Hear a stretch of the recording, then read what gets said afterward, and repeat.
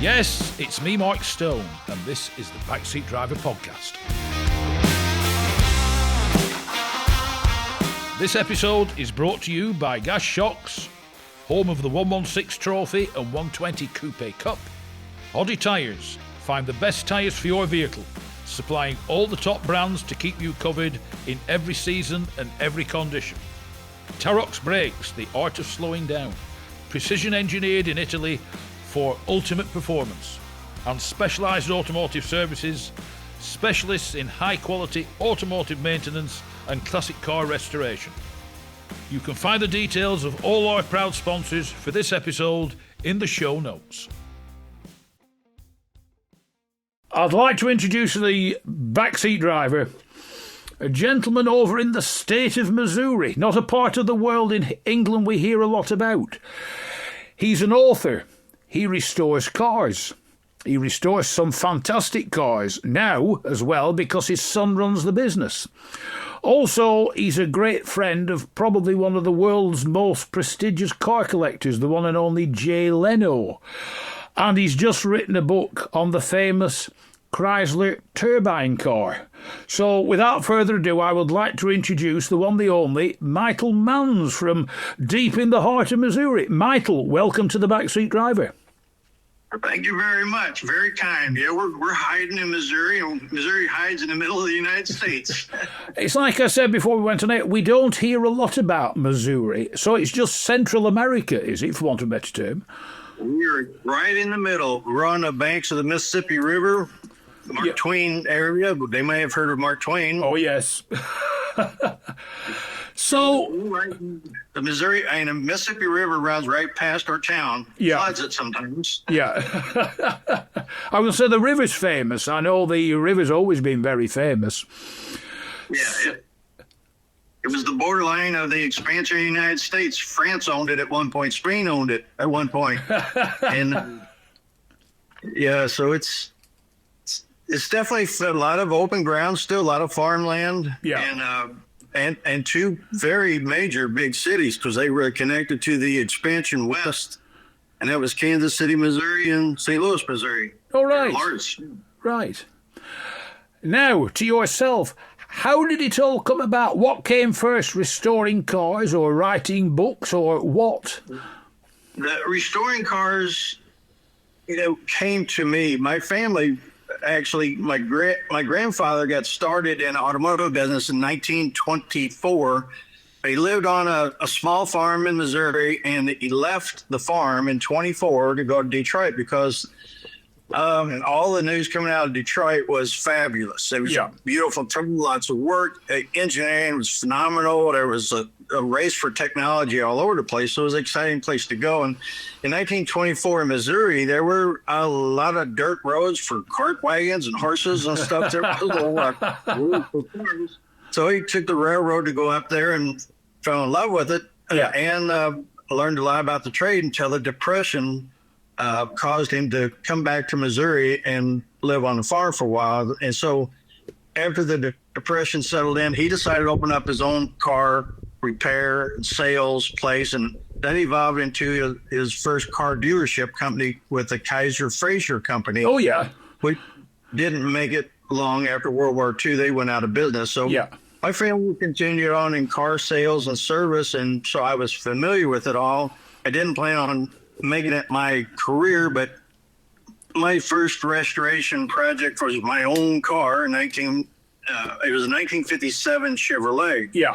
I love styling. I bought the car fairly cheap, but it was only 11 years old when I bought it, and I was in high school. So I totally restored the whole thing, made it so beautiful I didn't want to drive it. I was scared to drive it. And being in high school, I knew that was going to happen. So I sold it, and I continued on, got married fairly young in life, and realized I need to make a paycheck every week now. So I decided I really enjoyed the mechanics, the engineering, and I am an artist at heart, and I love the artwork in cars. And the something that was right all around me at the time from all the competition out of Detroit, when Harley Earl developed such a big styling firm in Detroit, and all the other companies were quick to follow suit. We got to have our own artist division, and cars became much more than something just to get you places, but it became a style when you go out with your Cadillac or your Imperial or whatever, the car or your Corvette. Yeah. It was and so I loved the whole thing. It satisfied my artistic urge, and but then a lot of coincidences happened to me, and my passion to do the very, very best I could. I tried to get people that believed like that to work with me. Yeah. I did start by myself, my own company, and it was just to restore and repair cars. But I picked up a reputation in the St. Louis area, although I don't live, I'm 30 something miles south of St. Louis. Yeah. But there were some people up there that wanted exceptionally nice cars done. From my little town, I had 5,000 or 7,000 people. I had a Lamborghini job. I had an early Mercedes 300. Anyway, just a list of really fine cars that came through doctors and dentists and other people who were fluent enough to have special, European and South American cars. But it led me to a museum, contact with them, and I restored a famous car that singer Bobby Darin in the United States. So when he was at the peak of his career, it was a custom-built car that in the 60s, how car show craze, it went nuts in the United States. There were car shows a couple times a year, big car events, custom cars, and you had Big Daddy Roth and all the car craze stuff. I was right in the middle of all that, and here came this beautiful custom car to restore, the Bobby Darin Dream car. Yeah. And then I did a lot of other things. I even built one of the oldest double-decker wooden buses in the world. I bring everything out of White Oak, harvested right here in Missouri, and just I love the creativity of the craft, what I did. But the odd thing that happened to me was the new director of that museum. It was his first time in there, so he saw this turbine car, which I didn't know what it was. I had never heard of a turbine car. Yeah. This was 1995. It was still it was a total secret of what came out about the turbine car. Yeah. So in 1995, he was one of the people, when he was a child, that his neighbor was chosen to be one of the 203 people that got to drive them for 3 months as a loaner car to fill out what they thought about it, if they would buy one. It was a marketing ploy by Chrysler after they invented these. So he knew what it was, and he educated me a little bit, and he said, we got to restore this. And this is where my book starts, because I fell into nothing but secrecy. And when I contacted Chrysler, I was told it would never be public information. I set out to restore this, and I didn't know it at the time, but it didn't even have engine parts inside it when I got the car apart. So that's another part of the story, how we came up with internal parts. It had been an engine that was going to be cut up and made for a display model. Yeah. And we got cut up, so it had parts in it, and I was able to merge the two together. Yeah. And here's the first ever heard, just in 35 years, a turbine car run. Yeah. And I did meet the president of Chrysler soon after that, Robert Lutz, and I was scared to death that I had done something legally wrong. I talked to the lawyers because I knew they put the lid on this very tightly. They destroyed all the cars. They made the cars that were on exhibit. There were just 6 of them. Yeah. Smithsonian Institute and the Henry Ford Museum and all the dominant museums or 6 of them had one of these cars, but they all had engines emptied out. They was just a shell. There were no parts in them. So Robert Lutz, the president, when he saw and heard the car restored, he looked at me so puzzled. He didn't ask, but I could read his mind, like, how did you pull this off? Shook my hand, congratulate on beautiful work they did, and it still looked like, I don't know how you did it. Yeah. But that's in my book, so it's a lot of coincidences and connections, and then my grandfather gave me the confidence to take this job on, because I didn't know how to restore a turbine car, but my grandfather... No, I'm not being funny. I don't think anybody would know how to restore. Maybe the bodywork, yes, but the engine... This was the first one in the world to be restored. Yeah. I knew that. I knew that it was secret. I knew I had a piece of history that was so odd that it fell in my lap. Yeah. And I was going to get it. My grandfather taught me how to restore engines and such. And he said that when he called me about ready to break a bolt one time. And he saw me getting ready to really pull hard on a wrench. He almost slammed me. He said, "Boy, you're going to break that. Don't do that." He said, when I grew up, you didn't have a parts store down the road. Yeah. If you broke something, you're going to have a lot of trouble. He said, you didn't have a Chilton manual to tell you how to put it together. So you had to take things apart and understand it as you did. And he said, you looked at everything, the bolt length, the shoulder length, the gasket thickness. He said that you understand why it's attached the way it is. Yeah. Nowadays, we call that reverse engineering. Yeah. He didn't have a name for it, but he just told me, this is how you do it. The part you understand. So yeah, I'll take this jet engine apart and figure it out as I take it. It was pretty nervous. Just out of interest, is the jet engine out of something else? Is it out of an aircraft, or was it unique to the car? This was something that Chrysler did. They were involved with the race against the Nazis to develop jet engine during World War II. That's how this staff of engineers got involved with it. And in my book, I have them coming to England because Frank Whittle, he was the leader of the whole technology. He was one of the first ones in England in the Royal Air Force to think that they could conceivably build a jet engine, but he couldn't get financial backing from the military or government because they thought it was outrageous. So the only thing that could stand that much heat was firebrick, and you sure couldn't fly a plane with firebrick in it. So it is impossible. So he was kind of stymied because he did invent the Gloucester Pioneer and the Gloucester Meteor, which were two of the very first jet plane concepts that he had. So I put my characters out of Detroit going over there to study before World War II happened, how he was developing jet technology, because they were racing to do it too. But after World War II, the American manufacturers, they wanted to get back to building cars. There have been no new cars for 4 years, and the market was heavy. They as fast as they could build them, they'd sell them. Yeah. So they were to not really pursue the jet engines because there was more money in cars at the time. There wasn't, airplane business like that yet. So my team, I know that the engineer that I studied, and another freakish coincidence that happened to me when I was searching for information. This was before the internet. So I found that George Schutner, he was the head of engineering of Chrysler. When he retired, he took away a lot of his research and his personal work, and Chrysler let him do it. They just, he was the head engineer. He took home what he wanted to take home. Yeah. But that stuff disappeared. Nobody heard from him. So I finally found where he had lived and died. Yeah. And I found that he was an alumni from the University of Michigan.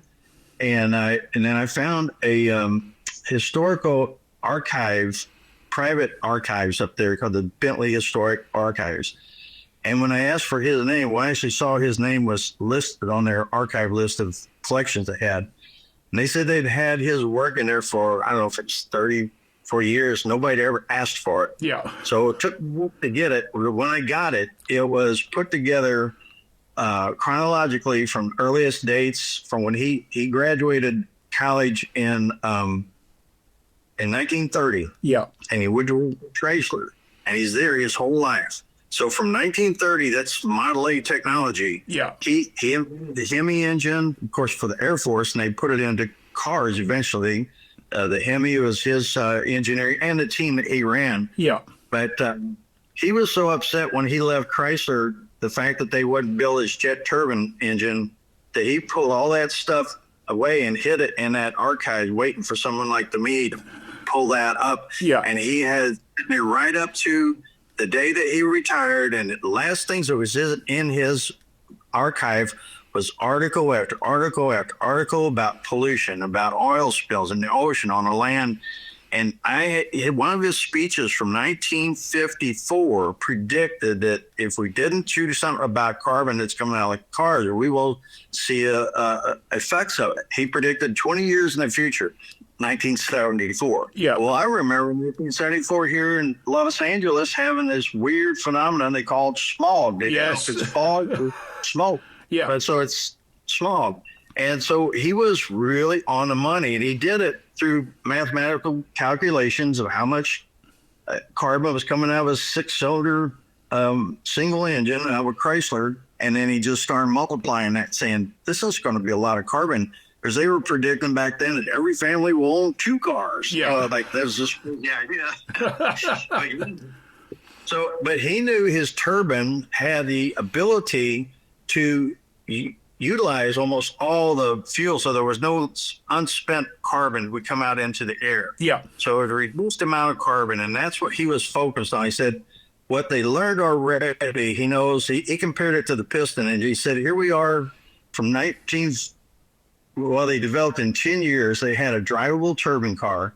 He said, it's only 10 years old. He said, when the piston engine was only 10 years old, it wasn't that dependable. And look what happened in 60 years. Yeah. So he said, you take every engine, what will this turbine engine be like in 60 years? Yeah. If you have engineers working on it year after year, they make it better and better. Because he said the dynamics of the principles of engineering, as it consumes the fuel, they were regenerating the heat. This was the key breakthrough he did. Instead of just blowing that heat out the exhaust like an airplane does to push it forward, they forced through a metal mesh that heated up. And that metal mesh was rotating into the incoming air. So as the incoming air was fed into the engine, it's preheated to 1160 to almost 1200 degrees hot before it got to the fuel. So it was already, increased amount of combustion. So he figured that the more they learn how to transfer that exhaust heat back into the engine, the more cleaner they're going to burn that fuel. Yeah. It's hardly burned out. So he thought that it would eventually take over everything. There were several people in the industries that were on his side. Eventually, the piston engines are going to be a thing of history like the steam engines were. And we will have very small turbine engines that will run 1 million miles and generate electricity and not turn a shaft. Yeah. They'll turn a shaft to a charging mechanism, but not to a transmission. But Chrysler didn't want him to build an electric car with a turbine engine. They said, no, let's not make it that weird. People won't buy it. Just give us 10 goods an hour, piston engine or turbine engine. So he didn't even like doing that. Yeah. Because his 1954 drawings show it generating electricity. Then he said battery technology, he said, is in its most primitive right now. We got lead acid. He said that will change too in the future. Didn't know how, but he knew he could see the future. Yeah. He said that basically this is the 1 million mile car. He said that in 1954, many years before Elon Musk said it, the 1 million mile car. And that, but then there were a lot of forces that were affected by this. The petroleum industry, the turbine doesn't burn gasoline, especially in those days. There was lead in the gas, and that would build up deposits on the turbine blades. But the turbines burn best on like jet fuel or kerosene, that type of a low-grade petroleum. So it didn't need the refineries, which the petroleum companies had invested in so many refineries, they felt like they needed to run gas and all that from to pay off the refineries. Yeah. There were agreements like, if you bring out the turbine car or refinery is going to be sitting there doing nothing. So another odd thing that I uncovered, and I got this out of Chrysler's archives. Chrysler eventually let me into their archives. Yeah. Nobody else would let in. But since I wrote this book, I sent it to their head archivist, and he told me that he said, you know more than I know about this, because Chrysler didn't care about the turbine car. Once it was over and done with, they went on to making cars. They didn't care about building archives about what they tried to do. No. I said, well, George Huebner had a vision that he thought it could be done, and it was stepped away from, because if it didn't have an oil pan, it didn't have antifreeze, it didn't need maintenance. In fact, there were predictions that it would be just made sealed from the factory, not needing service for hundreds of thousands of miles. Yeah. There was a comment by one of the engineers like, so we're going to put an engine that will go 1 million miles into a car that would barely hold together for 150,000 miles to a full car. It didn't hold the floor. And so that's another principle that had to come into Chrysler. Like, wait, we're trying to sell a car every 1, 2, or 3 years. Yeah. You give them cars in the last 10 years, what will happen to and it doesn't need service, our whole network of dealerships? What are they going to do? Just break jobs? Yeah. Make a living doing that? So there had to be a lot of people. In fact, there was enough people against this. In my book, in the back of it, I put 80 pages of real documents that I studied thousands of documents, but these are the ones I selected to put in here. And I lost my train of thought when I started thinking about why I put that in there. I wanted people to know that my book is actually historical fiction. I invented characters. That got me thinking about why I wrote it that way. Yeah. Because I'm dead with 2,000 documents. It bored me to death. After 3 months of reading power curves and torque ratios and just on and on and on, I thought I can't write it that way. I wanted to write it with like, what was it like to be in 1930 and coming out of college? I mean, we grew up in a time when there was slang that we all knew when we were young. We used it. I said, well, what slang did they have in 1930? They had to have their own stuff that they did. So I wanted to take the reader back in time. And like, what was it like to come out of depression and just get a great job? And then you're tossed right into World War II. Yeah. And the world is in turmoil, big time. You guys more than us even. I mean, we were there to help it. So I did bring my characters over to England just before England had to declare war. So we used the ocean liners. My characters were on that. And when the war hit, I had an engineer from Frank Whittle's team. I made this up, but I had him come back with my engineer so he could see how they were doing things different in Detroit. What they were thinking about jet technology, just so I could expose the fact that English people got caught mid-track wherever they were at. Yeah. When the Athena got sunk, the passenger, there were 28 Americans on it too, but they all died with a U-boat sunk it. And that's when war was declared. So wherever you were at in the world, if you were English, you were stuck there. Because you're not getting on the boat to go back. All the ships were commandeered for the war effort. Yeah. So I have Levon Braidworth that I invented a character that lived over there in Covington. And I had a way I could talk a little bit about what American and England both experienced in the race against Nazis for technology. Yeah. Because that's at the heart of the whole story. And once they finally broke through and conquered all the problems about jet technology, then it opened these engineers' minds to, wait, we could do all kinds of things. We don't need piston engines anymore. We can run trains and buses and barges and ships and everything off of turbines. So maybe they were a little bit more too positive in their mind, but in the long run, I found that's what I was going to say. I put in a copy of the United States Senate judicial hearing that was brought on against Chrysler and George Hoopmere and charges of antitrust and monopoly for inventing the turbine engine. And I thought, these senators, they're just like the ones we have now. They don't know technology. They don't know what a turbine it would probably be. But somebody with money paid them to go in and stop Chrysler from doing this and put them into a antitrust thing. You can't pull this off. Yeah. So that just shows the amount of force that was against. That's what I was going to finish my story with. The forces that were against this technology were not like evil, but they wanted to keep their own. Well, what in the United States judicial hearing, they said that they estimate 1 in every 7 person in the United States would lose their job with this turbine because there were millions of copper radiators made every year. There were millions of spark plugs, electric wires, rubber hose. You had the Gates Rubber Companies and all the other industries. Yeah, they would go out of business as fast as the Kodak film business went out when our cell phones did. Yeah, when digital technology took over. Yeah.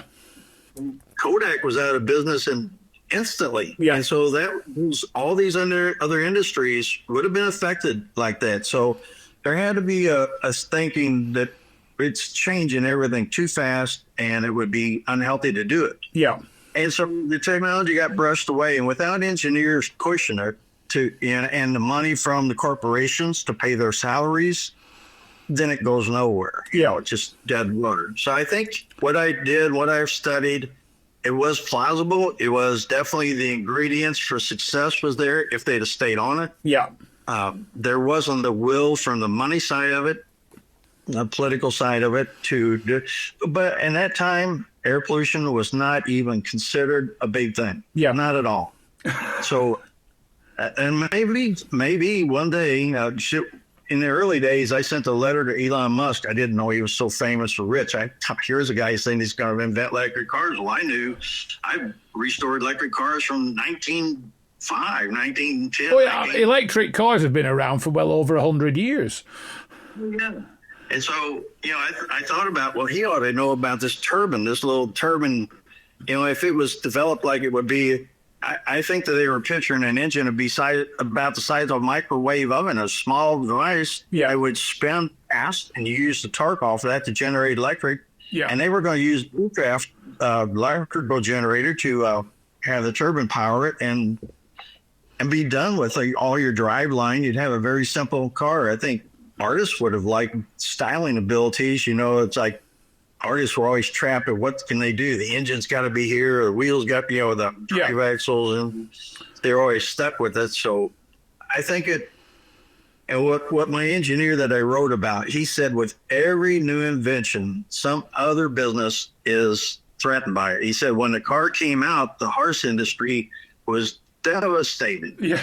Because there was every town had a delivery stable. Every town had horse traders and the people made it all the saddles and all the gear and the carts and everything. Yeah. All those people, like Studebaker, they made wooden carts to be pulled by animals. But when they saw the car come out, they're like, well, we'll make our wooden body, but we're going to put an engine in it. Yeah. And that's how Studebaker, instead of dying on the vine, they evolved. Yeah. So that's what his principle was, like engineers bring the future. And then, we'll get it figured out and an industry will change to go with it. But the turbine just disappeared, and it may stay that way. I don't know.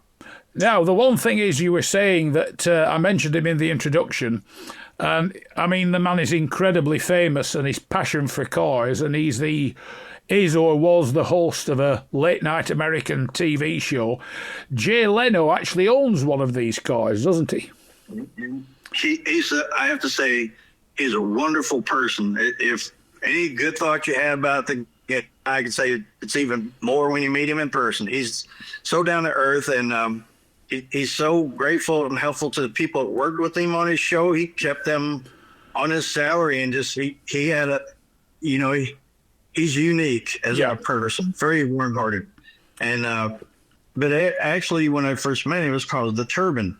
And when he heard that I restored it, they contacted the museum that owned it and wanted to buy it. And they said they couldn't sell things. It was a public thing, so it wasn't going to be for sale.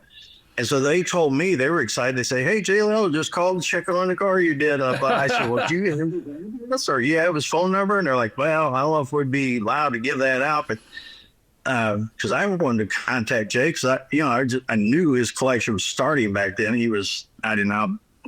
When I did get to see him in 1995, I think he had 23 cars. So it was in one garage. But it was a hangar out there on Burbank Airport. Yeah. But the museum gave me a mailing address for NBC Studios. And I thought, right, Jay's so famous right now, he probably gets a truckload of fan mail every day. So I didn't do it, but I thought I'm going to give him a resume of what I've done and cars I've done, and some story about the turbine car I did. Well, he immediately called me. A week or so after I'd mailed it, I get a phone call from him. So quick, I thought it was a prank. I thought it was some people. He said, "You never come out here. I want you to come here. I want to give you tickets to the show. We're going to put you right next to Mavis, and you're going to sit up front." And that night at the show, when I did go out there, he actually had me come up on stage. Yeah, I didn't know if it looked like the show was still going on. He said, "I want to introduce somebody from Crown." He called me out there in 1995. It wasn't, I don't think it was taped at the time, but they were still all there, the cameras and everything. So took a picture, got that picture in my shop, and we went to his place afterwards. Of course, the Tonight Show was filmed like at 4 or 5 o'clock in the afternoon. So, it wasn't really late. So we went up to his garage and stayed there till dark. He's staying there. I don't know. I was the one that had to say, well, Jay, I got to let you have some rest. heard his stories and got to know him. And I told him at the time, I said, Jay, of all the things I found out, I said, this is purely a rumor, because he kept carrying on how he wanted to own one, how he saw one at the New York World's Fair 1964. He just couldn't believe it. And he just wanted one of all the cars he could have. That'd be the car. Yeah. So I said, heard a rumor from some of the engineers that did help me. Some of the factory wouldn't help me, but behind the factory doors, the engineers, some of them gave me assistance and helped me a lot. And I also heard the rumor that Chrysler did not destroy every single one of those cars, which they said they did. Yeah. They said there were 2 cars that ran that were secretly hidden in the R&D department of the turbine lab. Yeah. So I told him, he popped up, I want to buy one. I know Robert Lott's really good. I got the first Viper experimental one right there. Yeah. I got that Lott's. I said, Jay, I don't know if it's real. I said, it's not heard. It's just like you hear rumors all the time. He said, well, I'll find out. Anyway, 14 years later, I've been seeing, ever since that, I never stopped going out there, because every time I go to Pebble Beach for the car show, I was on my treat to go down there and visit him too, to make the lab in California, a long ways from Missouri. Yeah. So I always enjoyed that, and he never got his turbine car. I know he was always trying. I know he tried when Mercedes-Benz bought Chrysler. Yeah. I don't know if you remember, Mercedes bought them. Yeah. And they have nowhere with it. And this was the funny part of the call. He can call me 14 years later. He said, you got to come out here. You won't believe this. I said, well, what? He said, well, and I heard Fiat's getting ready to buy Chrysler. He said, I thought I'd just give it one more shot. And he said, I just simply told those guys, those Italians aren't going to give a crap about your turbine car. Sell it to me. Oh, they said, okay. Yeah. And so he did not tell me how much he paid for it. But I went out there, and that was a really fun time. Jay Little cooked dinner that night. Yeah. He personally served up plates like, you got to have some more of my potatoes and his special stuff. So I had a great time visiting. We took his turbine car out on the 5 and out around Burbank and up on the interstate. We was driving it around, and the guy's, he's mobbing where he goes. I told him, I said, we parked at the stoplight, and the people in the car next to us are going crazy after him. And I said, you can't go anywhere. People know you. He said, I know. He said, but it's good. He likes it. So we were driving, and I told him, he said, if he hadn't told me this rumor, I would have never had this car. Yeah. I said, and now you're the only person in the world to buy a car from Chrysler, a turbine car.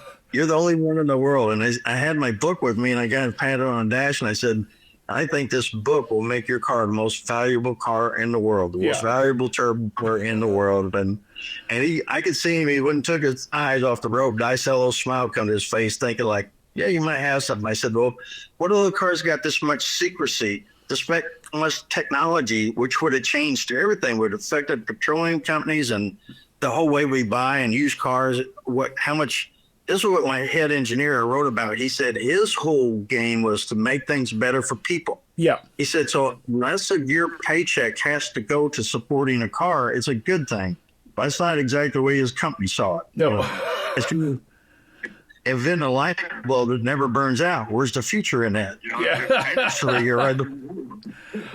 So, it's, but Jay is, he said, I've always been in contact with him.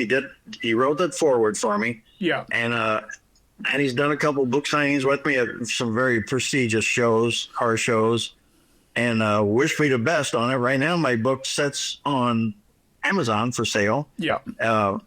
And I haven't marketed it that much yet because it's all fairly new to me being an author. Yeah. But I am on my third book already. I got a second book, one was on, and I told Jay, when I gave him his book, I wrote to him, I said, as a mechanic my whole life, a body man and businessman, and I didn't really read books. It wasn't my habit. But I said, it did something to me to develop this book, write it, that I just loved. I said, I couldn't stop doing it. My wife told me, like, you've been up since dark and it's dark again. You're still writing.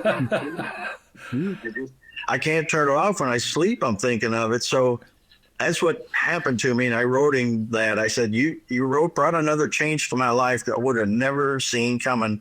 Because if it hadn't been for him pushing me to write this book, I probably wouldn't have done it. Yeah. I didn't have a practical experience at doing it. But I had good help. I got good help. I got editors and people that taught me about, and they said I had a natural ability to write. Yeah. But there were things I didn't know. So I got help to make it clean and nice. I got professionals to help me on it. But the light is still on about writing. I love doing it. And it's just, I have emotions in my book. Like anything in life's courses goes through all kinds of emotions. So I start with young people that at the end of their career, their retirement age. So my book covers 3 decades. Yeah. So that's another reason I had to put it in fiction, because nobody knows what they really said to each other in 1930. Recorded. Now, besides writing books, I mean, it's like I said, you gave me a walk around your workshops, though your son now runs it. I mean, every morning, if you're not writing, you can go and look at some absolutely fantastic cars, can't you? One of my friends and co-worker that worked with me since he started with me in 1979 when we did the Bobby Darin Green car. And when we got older, I'd stop by his house and pick it. Well, we played music together too. He was a drummer and I was a bassman. So 15 years we were in a band for fun in our own time. And so I'd pick him up every morning and his wife would be there. And he said, all right, honey, I'll see you later. I got to go work on cool cars all day. I mean, it's like I said, you've a Ferrari Tour de France in there. And I mean, that to my mind, if you said, come over to Missouri, you can take one of them out, I'd tell you now, it would be that. Because having taken part in the recreation of the event and seen films on the original and read books on it, that would be, even if it was only, say, 5 miles down the road, that to me would be absolutely incredible. Are you ever overcome with the urge to take any of them out when they're finished, before the owner comes back for them? Well, we do. Most times we take them out because we have to make sure they are actually driving and don't have a problem. Because some of the major shows you go to, like Pebble Beach, if you want to be able to qualify for the top awards, you have to do the 50-mile tour and drive new cars. And they'll go up and down hills. And there have been some disasters on those roads when people take something that old out. I've seen wooden spokes come apart or brakes come apart. It just, some things can happen. So, especially with a sports car, I wouldn't say we push it to the limit to hurt anything, but we got to make sure everything works good on.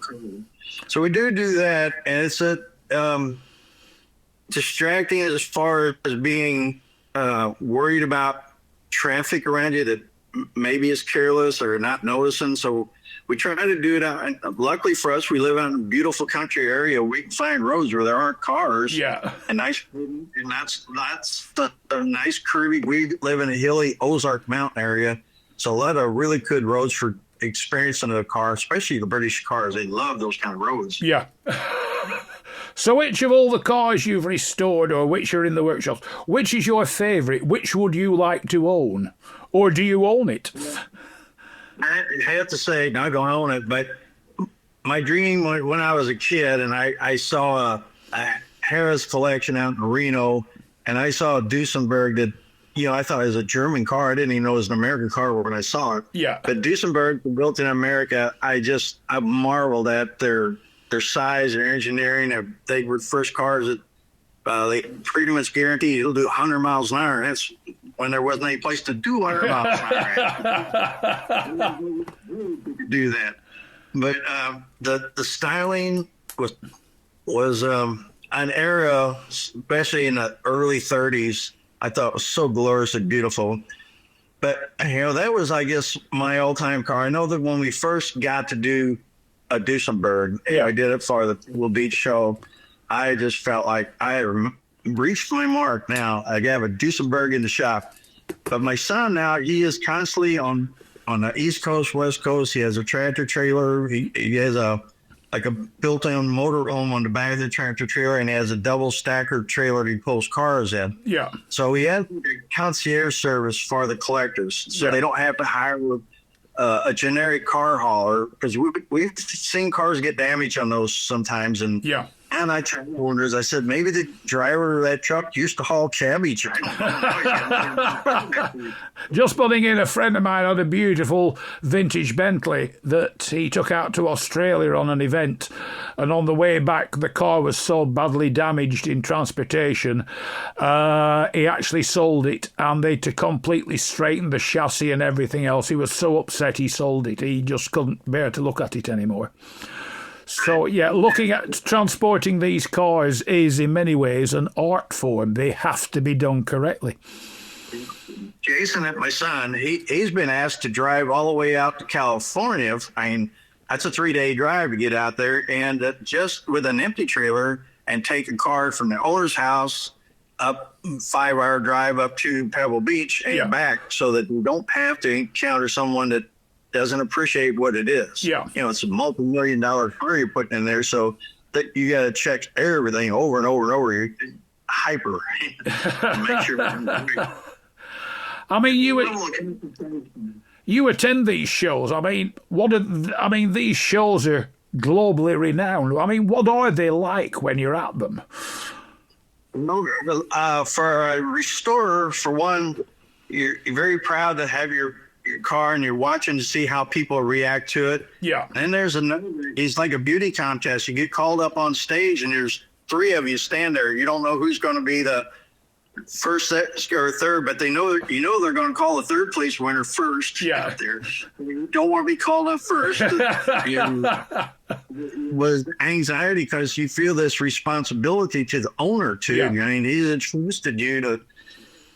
But I did know that through all the car shows I've been through, that judging fluctuates greatly.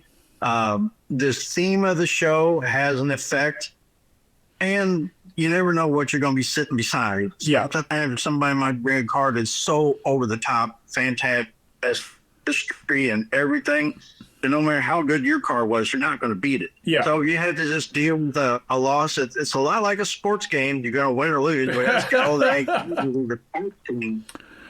I mean, the other thing is, a car that wins at Pebble Beach suddenly gets a 0 added to its value, doesn't it? I mean, it can have a dramatic effect on the car.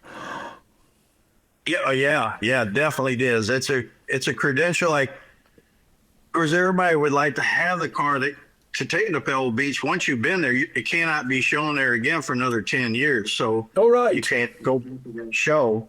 But I have cars that we did for the same owners that have taken them back a second time after 10 years. As nobody's seen their car again, and they keep their cars that long. Yeah, and if they keep living, they'll still have a collection that has that. So, but there's a network of people you see over and over, and you get to know them, and it's a lot of social fun. Yeah, together to talk, or afterwards, if it's being invited to have dinner with certain people and sit and talk, it's a camaraderie of the whole event, because it's even the owners go through the stress, the worry. You got to get everything together, and when you get on the field, and I don't care who you are, when you're the owner and the judges come up and they ask you to step away, so they inspect your car, then they call you back and they say, now get in and start it, go through the blinkers. It's like having a traffic cop telling you to do everything. People get so nervous. I know they don't know what all the gauges and all that do, but they get tongue-tied, and they get on where you put on the spot. So, owners get nervous too going through the whole thing. I know it doesn't matter how rich they are or famous they are. And once in a while you have a great time. They have some fun times. I guess good film with Arnold Schwarzenegger, having fun with him before he became the governor. He was just like a movie star. And and we had taken an Isana Ficini out to Pebble. I believe it was a 28. Beautiful car. He really marveled at it. So anyway, that started our association, and we did another car where Clint Eastwood was friends with the owner and came up to it, got pictures with us, so that it was fairly recent. Clint's fairly old now. Yeah. But and then I've met even Sterling Moss. Yeah. And Ty Ficini, and I didn't know him from the Man in the Moon. We sat down there. I was joking that we're Monday coming out to shows now than he did racing. Yeah. So it's a really pleasurable way to make a living, but it's full of stress and aggravation. And I can tell you, when you're restoring, you really feel like you're hung out there all by yourself. There's nobody can answer some of the questions you got and the problems you got to solve. Yeah. And customers sometimes don't realize how difficult these problems are, especially if you're missing a part. Yeah. New technology has helped a lot. I know Jay Leno showed me what a part they made with a machine that makes it off of a computer, just with the welding until it made a whole part. Some of this stuff, but it's going to be expensive, and we've been through it. When somebody's got a part that they know you need, absolutely need, wow, the price can get phenomenal. So it's a shock sometimes when people get the bills for what it takes to do it. Yeah. But that's what makes collector cars valuable. Is when somebody's been through all that, you've brought something back to life that wouldn't be unless somebody really stuck their neck out. So what's next for Michael Manns? I'm enjoying the retirement, but book writing is something I can physically do a lot better than running around the shop now, because I'll be 75 here in another month. So I think, looking at the rest of my time, 5 more years, I'll be 80. So I think writing is a good exercise for me. Michael Mann, all the best. It's been a pleasure chatting with you, and thank you very much indeed, sir, for joining me on the Backseat Driver. I love talking to you. Previously, when we've talked, you're quite enjoyable. I've enjoyed it. Once again, Michael Manns, thank you very much indeed, sir. Thank you. I've enjoyed.